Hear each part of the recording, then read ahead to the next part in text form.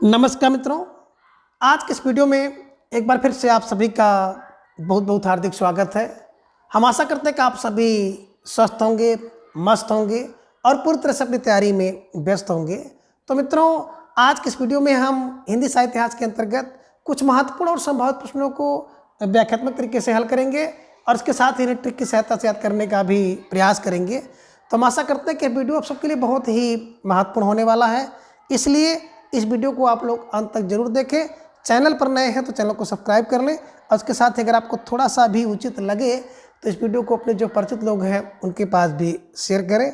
तो जैसा कि स्क्रीन पर आप देख पा रहे हैं, महत्वपूर्ण प्रश्नोत्तरी ऑल हिंदी एग्जाम, और आज की इस प्रश्नोत्तरी का पहला प्रश्न है कि निम्न में से कौन सी रचना महादेव वर्मा की नहीं है? ए निहार, बी युगांत, सी रश्मि या फिर विकल्प डी सांध गीत। तो धीरे धीरे ढेर सारे भाई बहनों का जवाब भी आ गया। अक्सर विकल्प बी को लॉक किया जाए। विकल्प बी युगांत इज राइट आंसर, है ना। बात करें युगांत, तो युगांत जो है सुमित्रानंद पंत जी की रचना है, ये ध्यान में रखिएगा। बाकी निहार, रश्मि, नीरजा, सांध गीत, दीप शिखा, यामा, ये सब रचनाएं महादेव वर्मा जी की हैं, तो ध्यान में रख लीजिएगा। परीक्षा कोई भी हो, कहीं की भी हो, महादेव वर्मा जी से संबंधित एक प्रश्न जरूर पूछा जाता है, ये आप ध्यान में रख लीजिएगा। ठीक है, चलिए। अब प्रश्न संख्या 2 है कि ना जाने ढुलक ओस में कौन खींच लेता मेरे दृग मौन। पंक्ति किसकी है? ए निशान निमंत्रण, बी मौन निमंत्रण, सी नौका विहार या फिर विकल्प डी ज्योत्सना। तो धीरे धीरे ढेर सारे भाई बहनों का जवाब भी आ गया। अक्सर विकल्प बी को लॉक किया जाए। विकल्प बी मौन निमंत्रण इज राइट आंसर, है ना जाने ढुलक ओस में कौन, बोले मौन हो जाता है जो खींच लेता है मेरे दृग मौन। तो देखिए, मौन और मौन निमंत्रण को मिला दीजिएगा, आसानी के साथ आपका ये प्रश्न बन जाएगा। स्मृति पटल पर इसको छाप लीजिए। ठीक है, चलिए। प्रश्न संख्या 3 बहुत ही प्रसिद्ध प्रश्न है और आसान सा प्रश्न है, कई बार परीक्षा में पूछा गया है कि त्रिलोचन का वास्तविक नाम क्या है? ए वासुदेव सिंह, बी वासुदेव नाथ, सी त्रिमूर्ति सिंह या फिर विकल्प डी बालेंदु। तो ढेर सारे भाई बहनों का जवाब भी आ गया। अक्सर विकल्प ए को लॉक किया जाए। त्रिलोचन जी का जो मूल नाम था, वास्तविक नाम था, वासुदेव सिंह था, ये ध्यान में रख लीजिएगा। यहाँ पे एक विकल्प देकर नहीं, बालेंदु, तो केदारनाथ अग्रवाल जी का एक उपनाम था बालेंदु, ये भी आप ध्यान में रख लीजिएगा। स्टार लगाकर इसे फटाफट अपनी नोटबुक में दर्ज कर लीजिए। ठीक है, चलिए। प्रश्न संख्या 4 है कि जिस तरह हम बोलते हैं उस तरह तू लिख और उसके बाद भी हमसे बड़ा तू दिख। पंक्ति किसकी है? ए धूमिल, बी केदारनाथ सिंह, सी गिरजा कुमार माथुर या फिर विकल्प डी है भवानी प्रसाद मिश्र। तो धीरे धीरे ढेर सारे भाई बहनों का जवाब भी आ गया। विकल्प डी को लॉक किया जाए। विकल्प D Bhavani Prasad Mishra is right answer. अब बिल्कुल सही जवाब, बेहद सुंदर तैयारी आप सबके यहाँ पर दिख रही है। तो कैसे इसको दिमाग में बैठाना है, तो आप एक क्लू बनाइएगा कि जिस तरह हम बोलते हैं उसी तरह तुम लिख। किसके लिए? बोले भवानी के लिए। और हमसे, उसके बाद हमसे बड़ा दिखो, किसके लिए? भवानी के लिए। तो जिस तरह हम बोलते हैं उस तरह तो दिखो, किसके लिए? भवानी के लिए। तो भवानी प्रसाद मिश्र को ध्यान में रखिएगा और स्टार लगाकर इसे अपने नोटबुक में दर्ज कर लीजिएगा। ठीक है, चलिए। अब प्रश्न संख्या 5 है कि प्रगतिशील लेखक संघ की स्थापना कब हुई? ए 1926 में, बी 1936 में, सी 1946 या फिर विकल्प डी 1939 में। तो धीरे धीरे ढेर सारे भाई बहनों का जवाब भी आ गया। अक्सर विकल्प बी को लॉक किया जाए। विकल्प बी 1936 इज राइट आंसर, है ना। देखिए, जो प्रगतिशील व्यक्ति होता है ना, कब होता है? जब वो 36 यत्न करेगा, 36 उपाय लगाएगा, 36 तरह की कोशिश करेगा, तभी वो प्रगतिशील होगा। तो प्रगतिशील 1936 में, ध्यान में रखिएगा। और इसका पहला अधिवेशन जो हुआ था लखनऊ में हुआ था, ध्यान में रखिएगा। और पहले जो अधिवेशन के अध्यक्ष थे मुंशी प्रेमचंद जी थे। कभी कभी दूसरा अधिवेशन का अध्यक्ष पूछ लिया जाता है, तो दूसरे अधिवेशन के जो अध्यक्ष थे रविन्द्रनाथ थे, ध्यान में रख लीजिएगा। ठीक है, तो फिलहाल जिन भाई बहनों का जवाब विकल्प बी था, अब बिल्कुल सही जवाब, बेहद सुंदर तैयारी। ठीक है, चलिए। अब प्रश्न संख्या 6 है कि निम्न में से किस कृत को आधुनिक युग की गीता कहा जाता है? ए रेणुका को, बी हुंकार, सी कुरुक्षेत्र या फिर विकल्प डी उर्वशी। तो ढेर सारे भाई बहनों का जवाब भी आ गया। सर विकल्प सी को लॉक किया जाए। विकल्प सी कुरुक्षेत्र इज राइट आंसर, ये ध्यान में रखिएगा। और कुरुक्षेत्र की रचना कर 1964 में की गई है। और जब कुरुक्षेत्र में व्यक्ति पहुंचता है ना, तो छक्के चौके लगाता है। तो छक्का चौका पर 6-4 1964 ध्यान में रख लीजिएगा, है ना, कि जो कुरुक्षेत्र है तो आधुनिक युग की गीता है, ये ध्यान में रखिएगा। ठीक है, चलिए। अब प्रश्न संख्या 7 है कि प्रवासी के गीत रचना किसकी है? ए नागार्जुन, बी नरेंद्र शर्मा, सी केदारनाथ अग्रवाल या फिर विकल्प डी भवानी प्रसाद मिश्र का। तो ढेर सारे भाई बहनों का जवाब भी आ गया, विकल्प बी को लॉक किया जाए। विकल्प B Narayan Sharma is right answer, है ना। देखिए प्रवासी के गीत की रचना कौन करता है? बोले प्रवासी के गीत की रचना तो नरेंद्र करते हैं। तो नरेंद्र फार नरेंद्र शर्मा को ध्यान में रख लीजिएगा, ठीक है। चलिए अब प्रश्न संख्या 8 है कि निम्न में से किसमें द्वंद्व समास है? ए शोकाकुल, बी सर्वोत्तम, सी वीर पुरुष या फिर विकल्प डी पाप पुण्य में। तो ढेर सारे भाई बहनों का जवाब भी आ गया, अक्सर विकल्प डी को लॉक किया जाए। पाप या पुण्य, इसका जो समास विग्रह होता है ये ध्यान में रखिएगा। पाप या पुण्य ये ध्यान में रखिएगा। पाप या पुण्य द्वंद्व समास है, ठीक है। पाप और पुण्य भी कर सकते हो तो ध्यान में रखिएगा, ठीक है। चलिए प्रश्न संख्या 9 है कि मनमाना में कौन सा समास है? वेरी वेरी मोस्ट इंपॉर्टेंट प्रश्न है, परीक्षा में पूछा गया है। ए कर्मधारय समास, बी बेभाव, सी द्विगु या फिर विकल्प डी द्वंद्व समास है। तो ढेर सारे भाई बहनों का जवाब भी आ गया, अक्सर विकल्प बी को लॉक किया जाए। विकल्प बी अव्ययी भाव समास इज राइट आंसर, है ना। बात करें मनमाना की तो मन के अनुसार माना हुआ। अब मन के अनुसार माना हुआ मनमाना होता है, ये ध्यान में रखिएगा। स्टार लगाकर इसे अपने नोटबुक में दर्ज कर लीजिएगा, ठीक है। चलिए अब प्रश्न संख्या 10 है कि किस शब्द में उपसर्ग नहीं है? ए अपमान में उपसर्ग नहीं है, बी अपराध में, सी अपयश में या फिर विकल्प डी अपमति में। तो ढेर सारे भाई बहनों का जवाब भी आ गया, सर विकल्प बी को लॉक किया जाए। विकल्प बी अपराध की बात करते हैं तो इसमें कोई उपसर्ग नहीं है। बाकी विकल्प की बात करते हैं तो अपधनमान होता है, अप उपसर्ग है। अपधन यश होता है, अप उपसर्ग है। और अपधनमति होता है अपमति, तो अप उपसर्ग है। केवल विकल्प बी में कोई उपसर्ग नहीं है। तो जिन भाई बहनों का जवाब विकल्प बी था, अब बिल्कुल सही जवाब, बेहद सुंदर तैयारी आप सबके यहाँ पर दिख रही है। निश्चित रूप से आप सब बधाई के पात्र हैं, ठीक है। चलिए अब प्रश्न संख्या 11 है कि तल्लीन शब्द का संधि विच्छेद रूप क्या होगा? ए तलधनलीन, बी ततधनलीन, विकल्प सी ततधिनलीन या फिर विकल्प डी है ततधनलीन।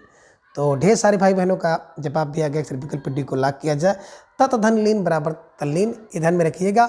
ये व्यंजन संधि का नियम है कि ता के बाद अगर ला आ जाए तो जो पूर्व ता है उस ता का भी ला में परिवर्तन हो जाता है, ला हो जाता है, ध्यान में रखिएगा। स्टार लगाकर इसे फटाफट अपनी नोटबुक में दर्ज कर लीजिए, ठीक है। चलिए अब प्रश्न संख्या 12 है कि इनमें से शुद्ध वाक्य कौन सा है? वेरी वेरी मोस्ट इंपॉर्टेंट प्रश्न, परीक्षा में पूछा गया प्रश्न है। ये कह रहे हैं कि मेरे प्राण निकल गए, ये शुद्ध है। या फिर विकल्प बी है कि मेरा प्राण निकल गया, ये शुद्ध है। विकल्प सी कह रहे हैं कि मेरा प्राण निकल गए, ये शुद्ध है। या फिर विकल्प डी मेरी प्राण निकल गई, ये शुद्ध है। तो धीरे धीरे ढेर सारे भाई बहनों का जवाब भी आ गया, सर विकल्प ए को लॉक किया जाए।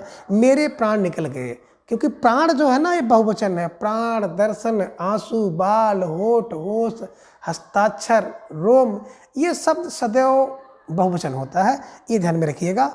और स्टार लगाकर इसे अपने नोटबुक में दर्ज कर लीजिएगा, ठीक है। चलिए प्रश्न संख्या 13 है कि तुम बहुत अच्छे हो, इस वाक्य में विशेषण पदबंध कौन सा है? तुम बहुत अच्छे हो तो विशेषण पदबंध कौन सा है? ए तुम बच्चे हो या फिर विकल्प बी तुम बहुत अच्छे हो, सी तुम अच्छे हो या फिर विकल्प डी तुम हो। तो धीरे धीरे ढेर सारे भाई बहनों का जवाब भी आ गया कि बहुत अच्छे, है ना।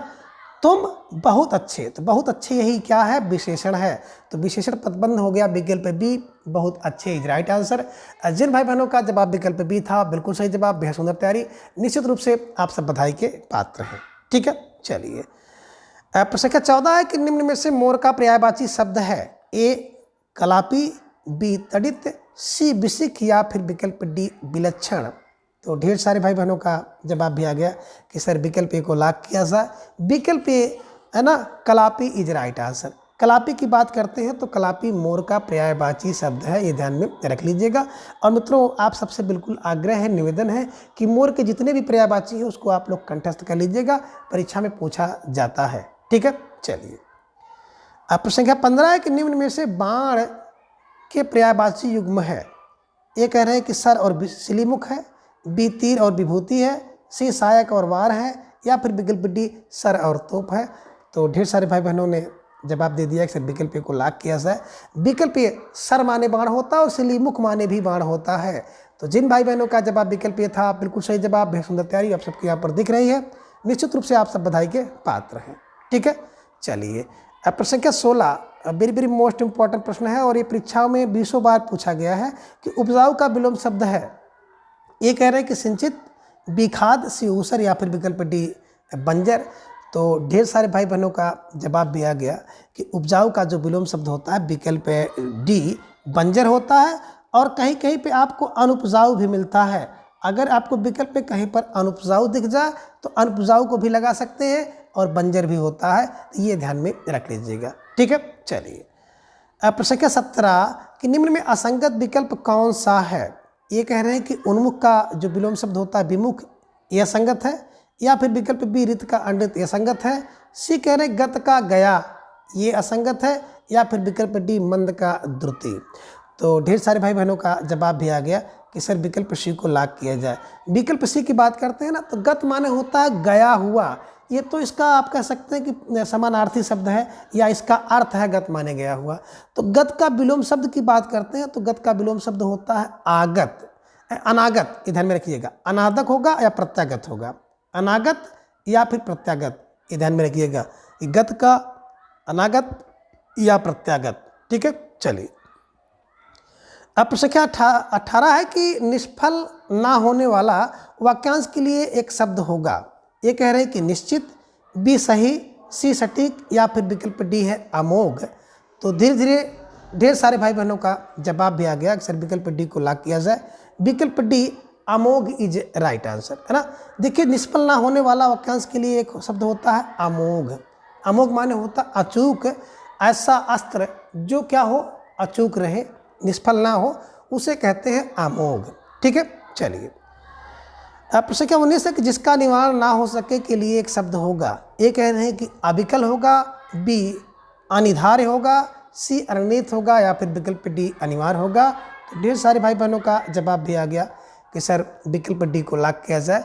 विकल्प डी अनिवार्य इज राइट आंसर। आ माने नहीं, निवारण हो जिसका उसे कहते हैं अनिवार्य। तो जिसका निवारण ना हो उसके लिए एक शब्द होता है अनिवार्य। ध्यान में रखिएगा, वेरी वेरी मोस्ट इंपॉर्टेंट प्रश्न है और एक बार एक KBS PGT या TGT की परीक्षा में पूछा गया था, तो ध्यान में रख लीजिएगा। ठीक है, चलिए अब प्रश्न संख्या 20 है कि आग के पर पत्थर पड़ना मुहावरे का क्या अर्थ है। ये चोट लगना, बी बुद्धि भ्रष्ट होना, सी कठिन चोट, या फिर विकल्प डी है कड़ी टक्कर। तो ढेर सारे भाई बहनों का जवाब भी आ गया, सर विकल्प बी को लॉक किया जाए। विकल्प बी बुद्धि भ्रष्ट होना इज राइट आंसर। देखिए जब आंख में पत्थर पड़ जाएगा ना तो बुद्धि भ्रष्ट होती है, ये ध्यान में रखिएगा। वेरी वेरी मोस्ट इंपॉर्टेंट मुहावरा है, परीक्षा में पूछा गया है, तो इसको भी आपको ध्यान में रखना है। ठीक है, चलिए प्रश्न संख्या 21 है किस महाकाव्य को विद्वानों की औषधि कहा गया है। ए कीर्तार्जुनियम, बी शिशुपाल बधम, सी रघुवंशम, या फिर विकल्प डी नैषधि चरितम है। तो धीरे धीरे ढेर सारे भाई बहनों का जवाब भी आ गया, सर विकल्प डी को लॉक किया जाए। विकल्प डी नैषधि चरितम इज राइट आंसर। औषधम नैषधम, औषधम नैषधम, मैं आपको जब भी बताया था मैंने तो यही बताया था कि नैषधम औषधम, तो औषधम नैषधम, यानी कि जो विद्वानों की औषधि है वो नैषधि है। नैषध की बात करते हैं, नैषधि चरितम श्री हर्ष जी की रचना है ना, जिसे विद्वानों ने औषध कहा है। ठीक है, चलिए प्रश्न संख्या 22 है कि सही क्रम में सुमेलित कीजिए। तो एक तरफ आप देख रहे हैं रचनाकार और दूसरी तरफ उनके द्वारा जो रचना है दिखाई दे रही है। अब सूची 1 में देख रहे हैं कालिदास और इनके सामने है मालती माधवम, बी भवभूति 10 कुमार चरितम, सी दंडी और नैषधि चरितम, और डी है श्रीहर्ष माल विगाग्नि मित्रम। तो इसी को जब सही क्रम में मिलाएंगे तो आपने देखा कि कालिदास की रचना है माल विगाग्नि मित्रम, वेरी वेरी मोस्ट इंपॉर्टेंट रचना है कालिदास जी की। भवभूत की बात करते हैं तो मालती माधवम इनकी रचना है। दंडी 10 कुमार, 10 दंडी 10 कुमार को मिलती है ना। और श्रीहर्ष की नैषधि चरितम, औषधम नैषधम अभी आपने देखा है श्रीहर्ष का है। तो इसके हिसाब से अगर आप मिलाएंगे तो 1 का 4, कहीं आप देखिए 1 का 4 आपको मिला यहाँ पर भी और यहाँ पर मिला। फिर बी का 1, तो बी का 1 आपको यहाँ पर मिल गया, सी का 2 आपको मिल गया और डी का 3 मिल गया। तो जिन भाई बहनों ने विकल्प सी का चुनाव किया था बिल्कुल सही जवाब, बेहद सुंदर तैयारी आप सबके यहाँ पर दिख रही है और निश्चित रूप से आप सब बधाई के पात्र हैं। और मित्रों इन रचनाओं को तो बिल्कुल आप कंठस्थ कर लीजिए। कालिदास का माल विगाग्नि मित्रम, भवभूत का मालती माधव, दंडी का 10 कुमार चरितम और श्रीहर्ष के नैषधि चरितम, है ना। वेरी वेरी मोस्ट इंपॉर्टेंट रचनाएं हैं, परीक्षा में पूछी जा सकती हैं। ठीक है, चलिए अब प्रश्न संख्या 23 है कि एको रस करुण योग किसकी सूक्ति है। ए विश्वनाथ, बी भवभूत, सी भारवी या फिर विकल्प डी जयदेव का है। तो धीरे धीरे ढेर सारे भाई बहनों का जवाब भी आ गया कि एक रस की अनुभूति होती है, तो अनुभूति फार भवभूति, एक रस की अनुभूति होती है तो अनुभूति को भवभूति कर लीजिएगा, यानी कि एको रस करुणयो, विकल्प बी भवभूत इज राइट आंसर। जिन भाई बहनों का जवाब विकल्प बी था बिल्कुल सही जवाब, बेहद सुंदर तैयारी आप सबकी यहाँ पर दिख रही है। ठीक है, चलिए प्रश्न संख्या 24 है कि परितय के योग में कौन सी विभक्ति होती है? ए प्रथमा, बी द्वितीया, से तृतीया या फिर विकल्प डी पंचमी। तो ढेर सारे भाई बहनों का जवाब भी आ गया, सर विकल्प बी को लॉक किया जाए, विकल्प बी द्वितीया इज राइट आंसर, है ना। आपने एक सूक्त भी पढ़ा होगा कि अभिता प्रत्या निक्षा है ना, अभिता प्रत्या निक्षा हा प्रतियोगी अपि द्वितीया। तो अभिता प्रत्या समया निक्षा के योग में द्वितीय विभक्ति होती है, ये ध्यान में रखिएगा। स्टार लगाकर इसे अपने नोटबुक में दर्ज कर लीजिएगा। ठीक है, चलिए प्रश्न संख्या 25 है कि रामः गृहं गच्छत का हिंदी अनुवाद होगा। ए राम घर से आता है, बी राम घर जाता है, विकल्प सी है राम घर पर आता है या फिर विकल्प डी है राम घर को आता है। तो जवाब आपको देना है। प्रश्न संख्या 25 आप सबके स्क्रीन पर है और धीरे धीरे ढेर सारे भाई बहनों का जवाब भी आ गया कि राम घर जाता है, रामः गृहं गच्छत, राम घर जाता है, विकल्प बी इज राइट आंसर। तो जिन भाई बहनों का जवाब विकल्प बी था बिल्कुल सही जवाब, बेहद सुंदर तैयारी आप सबके यहाँ पर दिख रही है। निश्चित रूप से इस तरह से छोटे छोटे जो अनुवाद होते हैं उन सभी अनुवाद को आप बिल्कुल देख लीजिए, थोड़ा सा अभ्यास कर लीजिए, क्योंकि परीक्षा में 1-2 प्रश्न आपके पूछे जाते हैं। ठीक है, चलिए प्रश्न संख्या 26 है वाणिक छंद है। ए दोहा, बी चौपाई, सी छवैया या फिर विकल्प डी है रोला। तो ढेर सारे भाई बहनों का जवाब भी आ गया, अक्सर विकल्प सी को लॉक किया जाए, विकल्प सी सवैया इज राइट आंसर, है ना। जो सवैया है ना ये वाणिक छंद है। बाकी बात करते हैं दोहा, चौपाई, रोला, ये सब मात्रिक छंद हैं। और मैंने आपको मात्रिक छंद की ट्रिक बताई थी कि चौचौ रोगी हरि, चौपाई चौपई रो है ना, रोला गीत का, हरि गीत का, ये सब मात्रिक है, चौचौ रोगी हरि। अब बर दो सो, बरवै सोठा, है ना, बर दो सो उल्लाला, ये ध्यान में रख लीजिएगा, अर्धमात्रिक है। अब कुछ कुंडलिया और छप्पे की बात करते हैं तो मात्रिक है लेकिन विषम मात्रिक है, तो ये ध्यान में रख लीजिएगा। और अगर आपको विस्तृत रूप से क्लास देखनी है तो टीजीटी या पीजीटी की प्लेलिस्ट को आप ओपन कर लीजिएगा। मेरे द्वारा सारी की सारी जो क्लास है ट्रिकी वे में पढ़ाई गई है और पूरा टीजीटी पीजीटी के पाठ्यक्रम को कंप्लीट किया गया है, कहीं से भी कुछ नहीं छोड़ा गया है। तो वो आप जाकर के देख सकते हैं, ढेर सारे भाई बहन बिल्कुल उससे का लाभ ले रहे हैं, तो आप सब भी जाकर ले सकते हैं। ठीक है, फिलहाल सवैया की बात करते हैं। तो सवैया एक वाणिक छंद है जिसमें 22 से लेकर के 26 वर्ण होते हैं। ठीक है, चलिए प्रश्न का 27 है कि चित्त तुरंग न्याय किस आचार्य के सिद्धांत पर आधारित है? वेरी वेरी मोस्ट इंपॉर्टेंट प्रश्न है। अभिनव गुप्त के या फिर विकल्प बी शंकुक, सी वामन या फिर विकल्प डी भट्टनायक। तो ढेर सारे भाई बहनों का जवाब भी आ गया, अक्सर विकल्प बी को लॉक किया जाए, विकल्प B Shankuka is right answer, है ना। देखिए जो चित्र होता है ना, चित्र की शंका होती है। अभी देखो हम एक यहाँ पर चित्र बनाए, किसका चित्र है? तो हमने कहा तुरंग का है, तो आपको शंका हो रहा है कि नहीं सर तुरंग का नहीं है, तो मेढक का चित्र है। तो ध्यान में रख लीजिएगा, चित्त तुरंग का है तो चित्त तुरंग न्याय शंकुक का है, शंकुक पर शंकुक जी को ध्यान में रख लीजिएगा। ठीक है, चलिए प्रश्न संख्या 28 है कि मुख्यार्थ हाथी दोष है, काव्य दोष का लक्षण है, किसका है? ए आचार्य मम्मट, बी भरत मुनि, सी विश्वनाथ या फिर विकल्प डी बामन का है। तो धीरे धीरे ढेर सारे भाई बहनों का जवाब भी आ गया कि मुख्यार्थ हाथी मम, है ना। मुख्यार्थ दोष क्या है? बोले मम, मम फार मम्मट का है, ध्यान में रख लीजिएगा। मुख्यार्थ हाथी मम्मट, मुख्यार्थ हाथी मम्मट, मुख्यार्थ हाथी मम्मट, मम्मट को ध्यान में रख लीजिएगा। ठीक है, चलिए प्रश्न संख्या 29 है कि दंडी किस प्रकार के आचार्य थे? ये कह रहे हैं कि अलंकारवादी, बी ध्वनिवादी, सी रीतवादी या फिर डी है रसवादी।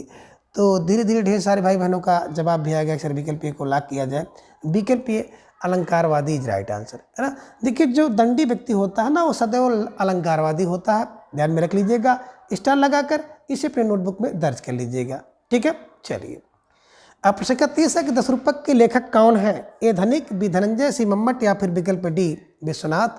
तो ढेर सारे भाई बहनों का जवाब भी आ गया, अक्सर विकल्प बी को लॉक किया जाए, धनंजय इज राइट आंसर, है ना। देखिए धन के 10 रूप होते हैं, धन फार धनंजय को दिमाग में रखिएगा। धन के 10 रूप होते हैं। जैसे आपके पास धन आया वो कहीं ना कहीं से निकल जाता है, तो ये ध्यान में रखिएगा कि धन के 10 रूप होते हैं। तो धनंजय और 10 रूपक के लेखक है, ध्यान में रख लीजिएगा। ठीक है, चलिए। प्रश्न 31 से गोरख बानी का संपादन किसने किया है? ए आचार्य हजारी प्रसाद द्विवेदी, बी राहुल शंकरतायन, सी पीताम्बर दत्त ब्रतवाल, या फिर विकल्प डी रामचंद्र शुक्ल है। तो ढेर सारे भाई बहनों का जवाब भी आ गया, अक्सर विकल्प सी को लॉक किया जाए, है ना। गोरख बाणी का संपादन पीताम्बर दत्त ब्रतवाल। देखिए जो गोरख बाणी है ना वो ब्रतवाल है, ध्यान में रख लीजिएगा। जो ब्रतवाल व्यक्ति है वो गोरख बाणी। तो आप कह सकते हैं गोरख की बानी को पीताम्बर दत्त ब्रतवाल ने क्या किया? संपादन किया है। ठीक है, चलिए। प्रश्न के 32 है, वेरी वेरी मोस्ट इंपॉर्टेंट प्रश्न है। यहाँ से तो कोई ना कोई प्रश्न आपकी परीक्षा में जरूर फंसेगा, अब किसी भी रूप में फंस सकता है। अलवार वैष्णव की संख्या कितनी है? ए 9 है, बी 63 है, सी 84 या फिर विकल्प डी 12 है। तो ढेर सारे भाई बहनों का जवाब भी आ गया, अक्सर विकल्प डी को लॉक किया जाए। विकल्प डी 12 इज राइट आंसर। अलवार वारा, यहाँ पे वार है, यहाँ पे 12 है, ध्यान में रख लीजिएगा। और इसको ऐसे ही क्लू बना करके हमेशा के लिए अपने स्मृति में छाप लीजिए। ठीक है ना। विकल्प ए की बात करते हैं तो 9 तो नाथ है, ना से 9 ना से नाथ है। नयनार की बात करते हैं तो 63 तो नयनार है और 84 सिद्ध है। तो ध्यान में रख लीजिएगा, ये चारों के चारों जो डेटा है ना परीक्षा के दृष्टिकोण से बहुत ही महत्वपूर्ण है ना। तो किसी न किसी रूप में आपके परीक्षा में देखने को मिल सकते हैं, ध्यान में रखिएगा। ठीक है, चलिए। प्रश्न का 33 है कि सखी संप्रदाय के संपादक कौन है? ए वल्लभाचार्य, बी हित हरबंश, सी स्वामी हरदास या फिर विकल्प डी चैतन्य महाप्रभु है। तो धीरे धीरे ढेर सारे भाई बहनों का जवाब भी आ गया, अक्सर विकल्प सी को लॉक किया जाए, है ना। सखी संप्रदाय की बात करते हैं तो सखी है ना स्वामी हरदास ने सखी संप्रदाय की स्थापना किया है। इसी सखी संप्रदाय को हरिदासी संप्रदाय भी कहते हैं, इसी को टट्टी संप्रदाय भी कहते हैं, क्योंकि ये लोग टट्टी लगा करके रहते थे। तो ये भी आप ध्यान में रख लीजिएगा कि टट्टी संप्रदाय के संपादक कौन है? हरिदास है। सखी संप्रदाय के हरिदास है और हरदासी के भी हरि है। तो ये ध्यान में रखिएगा। ये लोग टाटी लगा करके उसके आड़ में रहते थे, ये ध्यान में आप रखिएगा। ठीक है, चलिए। प्रश्न के 34 है, प्रभु जी तुम चंदन हम पानी पंक्ति किसकी है? ए दादू दयाल का, बी मीराबाई, सी रायदास या फिर विकल्प डी मलुकदास का है। तो धीरे धीरे ढेर सारे भाई बहनों का जवाब भी आ गया, विकल्प सी को लॉक किया जाए कि प्रभु दी तुम चंदन हम पानी, ये क्या है? विकल्प सी रायदास की पंक्ति है, ध्यान में रखिएगा, है ना। हर व्यक्ति की अपनी अपनी राय है। तो हमारी राय है कि प्रभु जी तुम चंदन हो और हम पानी हैं, ये राय है किसकी? रायदास की। ठीक है, चलिए। प्रश्न 35 है कि ब्रह्म समाज के संस्थापक कौन है? ये विष्णु स्वामी, बी निम्बारकाचार्य, सी हित हरबंश या फिर विकल्प डी माधवाचार्य है। तो धीरे धीरे ढेर सारे भाई बहनों का जवाब भी आ गया कि ब्रह्म है माधव फार माधवाचार्य जी द्वारा ब्रह्म संप्रदाय की स्थापना की गई है, ये ध्यान में रखिएगा। और स्टार लगाकर इसे अपने नोटबुक में दर्ज कर लीजिएगा, है ना। और जितने भी संप्रदाय और उसके संपादक हैं या संस्थापक हैं, यहाँ से प्रश्न आपकी परीक्षा में पूछा जाता है, तो स्टार लगाकर इसे बिल्कुल रख लीजिएगा। ठीक है, चलिए। प्रश्न 36 है कि हजारी प्रसाद द्विवेदी ने वाणी का डिक्टेटर किसे कहा है? ए कबीरदास, बी रायदास, सी तुलसीदास या फिर विकल्प डी मलुकदास। तो धीरे धीरे ढेर सारे भाई बहनों का जवाब भी आ गया, अक्सर विकल्प ए को लॉक किया जाए। विकल्प ए कबीरदास, है ना। कबीरदास को हजारी प्रसाद द्विवेदी ने वाणी का डिक्टेटर कहा है, ये ध्यान में रख लीजिएगा। ठीक है ना। कबीर की भाषा को सदुक्कड़ी भाषा किसने कहा है? खिचड़ी भाषा किसने कहा है? आप ये भी ध्यान में रख लीजिएगा। और संत की भाषा किसने कहा है? तो इसका जवाब आप सबको कमेंट बॉक्स में देना है। ठीक है ना। बिल्कुल वेरी वेरी मोस्ट इंपॉर्टेंट प्रश्न परीक्षा में पूछा जाता है। ठीक है, चलिए। और हमने इसको कराया भी है। ठीक है, चलिए। अब प्रश्न 37 है कि भक्ति विवेक किसकी रचना है? प्यारा सा प्रश्न है, आपकी स्क्रीन पर आ गया कि भक्ति विवेक किसकी रचना है?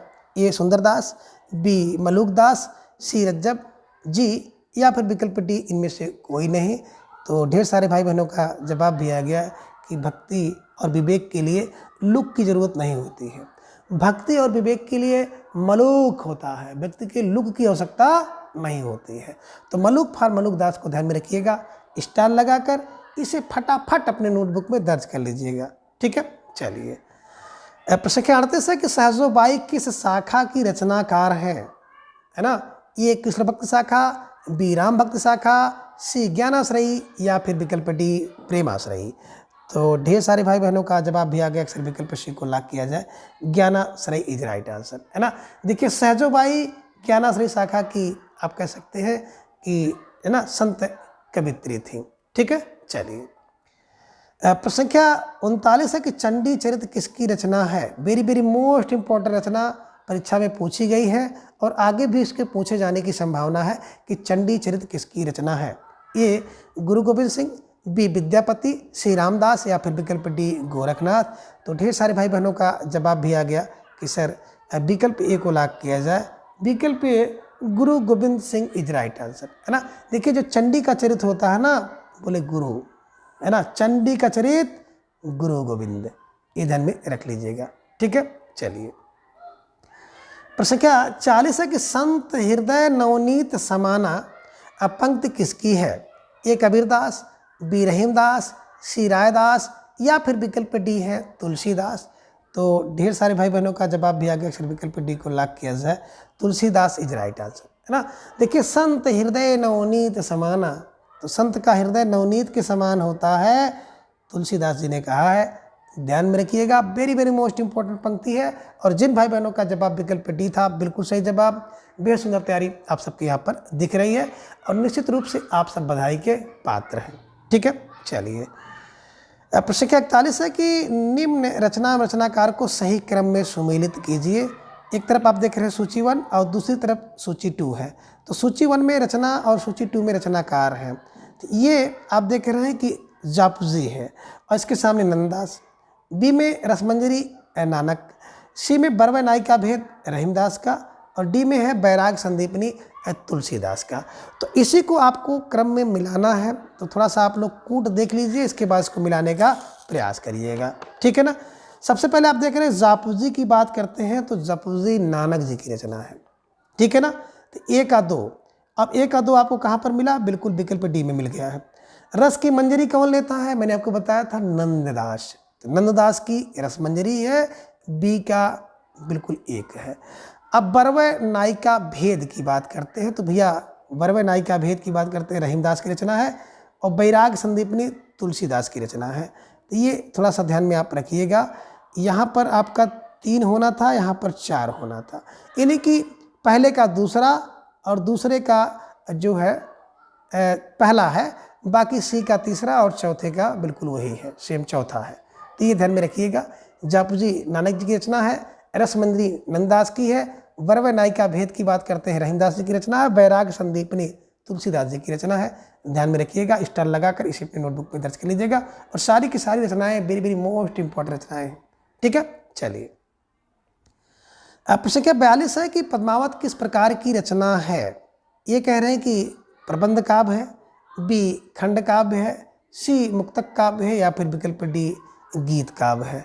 तो धीरे धीरे ढेर सारे भाई बहनों का जवाब भी आ गया कि सर विकल्प ए को लॉक किया जाए, विकल्प ए प्रबंध काव्य इज राइट आंसर, है ना। देखिए जो पद्मावत है वो पद्मावत प्रबंध काव्य है, ध्यान में रखिएगा, स्टार लगाकर इसे अपने नोटबुक में दर्ज कर लीजिएगा।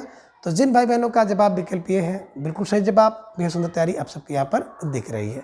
ठीक है। प्रश्न संख्या 43 है कि निम्न में नूर मोहम्मद की कौन सी रचना फारसी भाषा में है। ए अनुराग बासरी, बी रजतुल हकायक, सी इंद्रावती या फिर विकल्प डी ए और बी दोनों है। तो आपको जवाब देना है प्रश्न संख्या 43 का। और धीरे धीरे ढेर सारे भाई बहनों का जवाब भी आ गया, अक्सर विकल्प बी को लॉक किया जाए, विकल्प बी रजतुल हकायक इज राइट आंसर, है ना। ये नूर मोहम्मद जी की फारसी भाषा में लिखी गई कृति है, रचना है, ध्यान में रख लीजिएगा।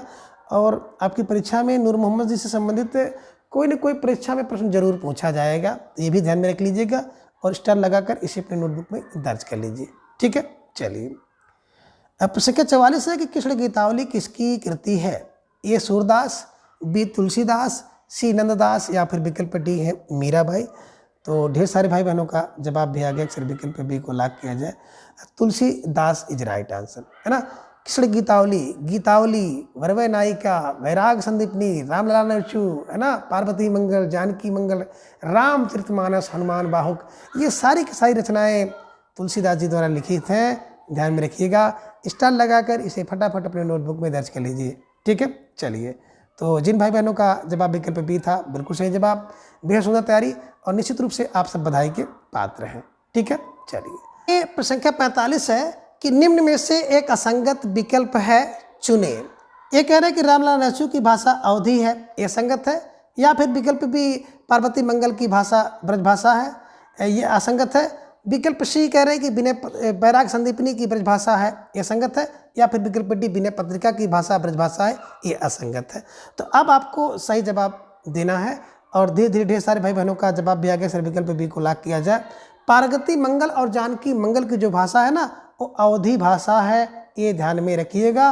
और यहाँ पे ब्रज भाषा दिया हुआ है, यही असंगत है। तो जिन भाई बहनों का जवाब विकल्प बी था, बिल्कुल सही जवाब, बेहद सुंदर तैयारी आप सबके यहाँ पर दिख रही है। और मित्रों, बात करें तुलसीदास जी की रचनाओं को ब्रजभाषा और अवधी भाषा का, तो ब्रजभाषा के लिए मैंने आपको एक क्लू बताया था ना कि तुलसीदास की जितनी भी रचनाएं हैं, अगर आपको किसी रचना में वली मिल जाए, जैसे कवितावली, गीतावली, किशोरी गीतावली, तो वली मिले तो जान लीजिए कि ब्रजभाषा है। दूसरा पनी मिल जाए, बैराग संदीपनी पनी, तो समझ लीजिए कि ब्रजभाषा है। और पत्रिका कहीं पर मिल जाए तो विनय पत्रिका, तो पत्रिका में भी ब्रजभाषा है, ध्यान में रखिएगा। वली वाली, पनी वाली और पत्रिका वाली जितनी भी तुलसीदास जी की रचनाएं हैं, सब रचनाएं ब्रजभाषा में हैं, ध्यान में रखिएगा। और इसके अलावा जो बच जाता है वो अवधी भाषा की है। ठीक है, चलिए।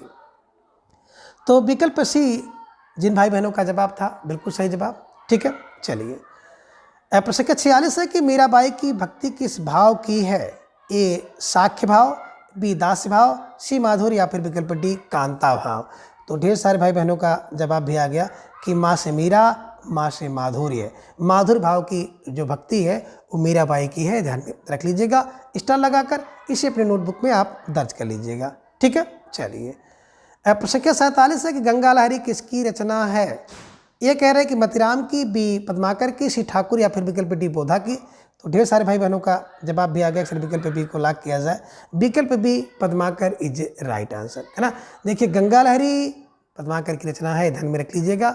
और ऐसा कहा जाता है कि अंतिम समय में इनको कुष्ठ रोग हो गया था, तो कुष्ठ रोग से मुक्ति के लिए उन्होंने गंगा लहरी की रचना की थी, ये ध्यान में रख लीजिएगा। ठीक है, चलिए। तो जिन भाई बहनों का जवाब विकल्प बी था, बिल्कुल सही जवाब, बेहद सुंदर तैयारी आप सबके यहाँ पर दिख रही है। ठीक है, चलिए। प्रश्न संख्या 48 है कि नैन नचाए कहीं मुस्काए लला फिर आई हो खेल न होरी, पंक्ति किसकी है? ए बिहारी लाल, बी मतिराम, सी पद्माकर, या फिर विकल्प डी रसलीन की। तो ढेर सारे भाई बहनों का जवाब भी आ गया। अक्सर विकल्प सी को लॉक किया जाए। विकल्प सी पद्माकर इज राइट आंसर, है ना। देखिए, नैन नचाए कहीं मुस्काए लला फिर आई हो खेलन होरी, तो होली जो है ना, बिल्कुल पद्माकर जी को बहुत पसंद है, ये ध्यान में रख लीजिएगा। और नैन नचाए कहीं मुस्काए लला फिर आई हो खेलन होरी, कौन कहता है? पद्माकर जी कहते हैं। तो पद्माकर जी को ध्यान में रखिएगा। विकल्प सी को लॉक करिएगा और सही जवाब बना लीजिएगा। तो जिन भाई बहनों ने विकल्प सी का चुनाव किया था, बिल्कुल सही जवाब, बेहद सुंदर तैयारी। ठीक है, चलिए। प्रश्न संख्या 49, और ये प्रश्न इसी रूप में आपकी टीजीटी पीजीडी की परीक्षा में पूछा गया है कि बिहारी सत्सई में दोहों की संख्या कितनी है? ए 500, बी 718, सी 719, या फिर विकल्प डी है 717। तो ढेर सारे भाई बहनों का जवाब भी आ गया। अक्सर विकल्प सी को लॉक किया जाए।